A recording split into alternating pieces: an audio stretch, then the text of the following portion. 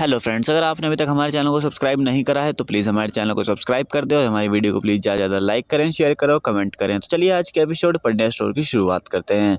आज के एपिसोड में दिखाया जाएगा जो श्वेता होती है, जो उसका जो एक्स हस्बैंड होता है उससे जो वो बातें कर रही होती है और उसका जो हस्बैंड होता है वो बोल रहा होता है कि अगर तुम नहीं चाहती हो ना कि ये वीडियोज़ मैं पुलिस को दूँ तो तुम जो है मुझे पैसे ला कर दो। तो बोलने लगती है मैं पैसे कहाँ से ला कर दूँ तुम्हें, मुझे खुद पैसे नहीं मिल रहे, मुझे खुद पैसों की ज़रूरत है ताकि मैं यहाँ से ये सब छोड़ कर जा सकूँ।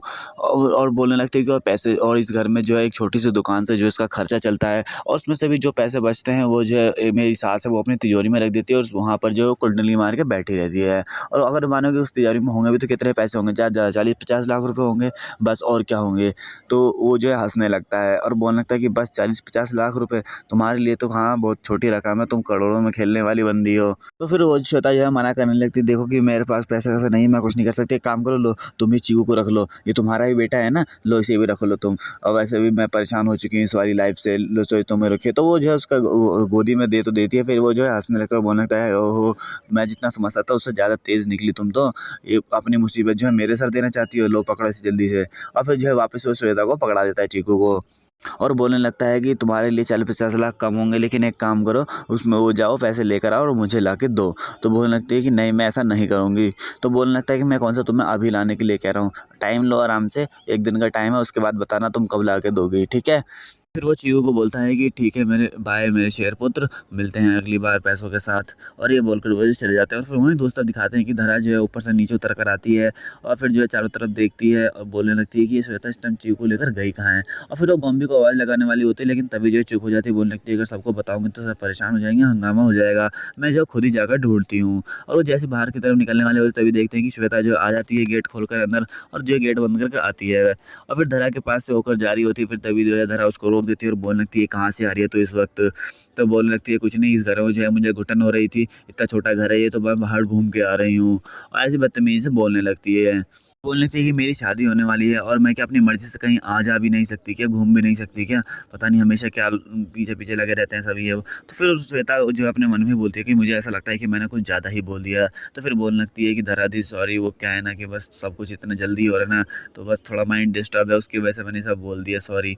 और फिर वापस जाने लगती है श्वेता। फिर धरा उसको रोकती है और बोलने लगती है मुझे एक बात बता, जब तू अंदर आ रही थी तो गेट के पास तो तू रो क्यों रही थी। तो फिर वो बोलने लगती है कि मैं क्या बताऊँ आपको, इतना सब कुछ हो रहा है और जिस चीज़ से मैं पीछे भाग रही थी वही चीज़ हो रही है, तो बस वही सब सोच के थोड़ा इमोशनल हो गई थी और कोई बात नहीं है। और फिर वो चीकू को लाकर जो है धरा को दे देती है और जो है वहाँ से चली जाती है।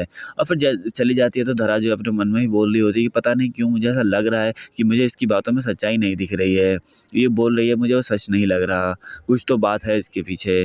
और फिर वही दोस्त अब दिखाते हैं कि क्रिस जो है तैयारी कर रहा होता है, वो गरबे के लिए, गरबा नाइट के लिए जो है डेकोरेट कर रहे होते हैं हॉल को, और साथ में देव भी होता है और कृष्ण जो है रोमांटिक सॉन्ग चला रखे होते हैं और गा गा के कर रहा होता है।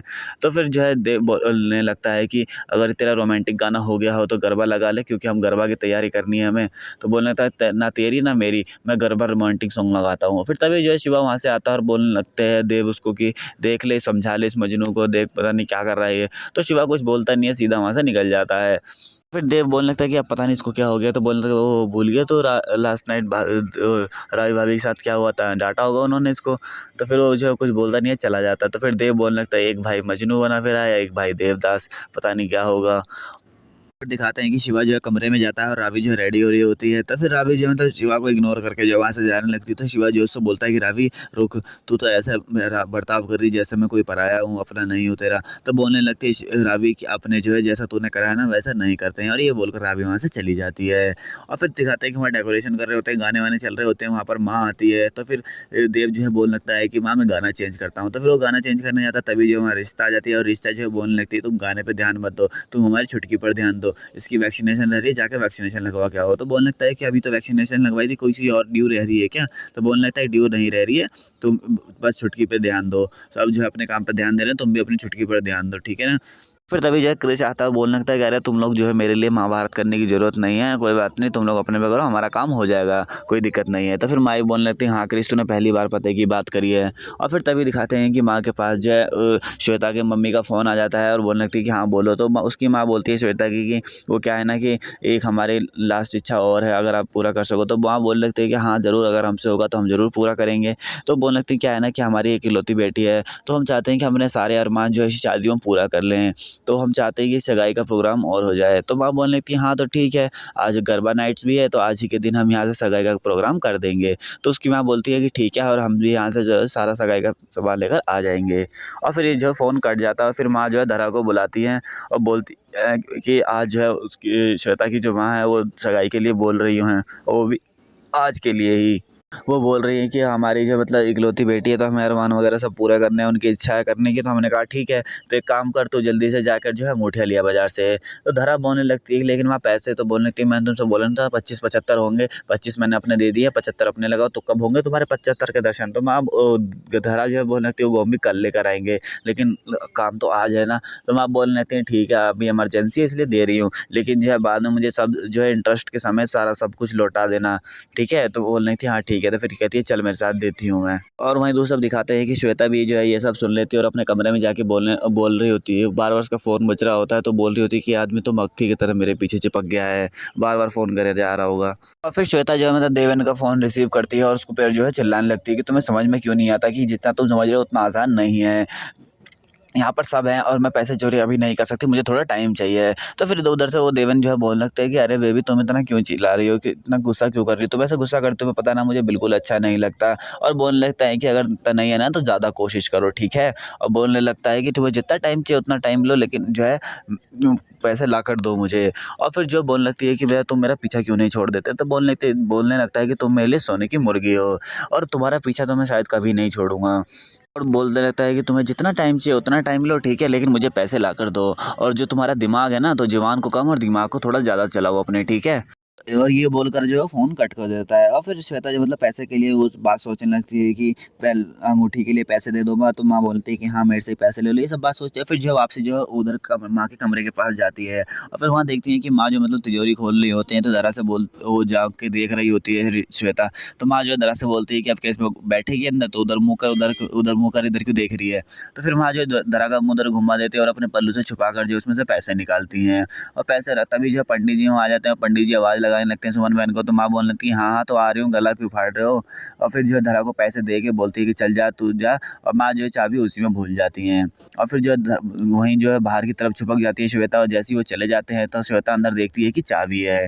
माँ जो है पंडित जी के पास जाती है और पंडित जी से जो है बात कर रही होती है। पंडित जी बोल रहे थे सुमन बहन बताइए आपकी जो है छोटे बेटे की ब्याह शादी हो रही है, तो शादी के बाद जो है ना आप मेरी झोली जो है ना ये पैसों से भर देना। तो माँ जो है बोलने लगती है कि मेरी झोली खुद खाली है, अब क्या बताऊँ मैं आपकी झोली कहाँ से भरूँगी, सब पता नहीं कहाँ कहाँ से मांग मांग के सब कुछ कर रहे हैं हम, तो थोड़ा हाथ टाइट है अभी, ये वो बातें करने लगती है। और वही तो सब दिखाते हैं कि श्वेता जो है माँ के जो लॉकर होता है उसको खोल देती है और अंदर जो है मतलब छोटी पेटी जिसमें पैसे रखे होते हैं उसको खोल कर देखती है। दिखाते हैं कि माँ जो पंडित जी से बात करी होती है, बोलते हैं मैं बताऊँ क्या आपको बताऊँ, कि मेरे पास ये तिजोरी की चाबी टांगे बस घूमती फिरती हूँ। और फिर माँ जो तिजोरी की चाबी की तरफ हाथ देखती हैं तो मतलब उनकी तिजोरी की चाबी उनके पास नहीं होती है। तो फिर माँ जो है धरा के सामने हाथ फैलाती है कि ला चाबी दे मेरी। तो बोलती थी माँ मेरे पास चाबी कहाँ है, मैं तो पैसे लेके निकल आई थी ना। तो बोला आपसे पहले निकल आई थी ना पैसे लेके, तो बस मुझे क्या पता आप शायद वहीं भूल आई हो। तो माँ जो है जल्दी से जो है जाती हैं उधर अपनी तिजोरी की चाबी लेने के लिए।